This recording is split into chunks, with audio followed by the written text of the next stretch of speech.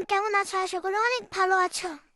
নতুন বাগানের vlog video নিয়ে তোমাদের মাঝে হাজির হলাম।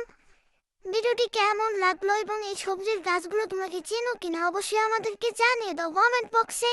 আবারও নতুন ভিডিও নিয়ে তোমাদের মাঝে হাজির হবো। দেখতে পাচ্ছ খুব সুন্দর একটি ঔষধি গাছ।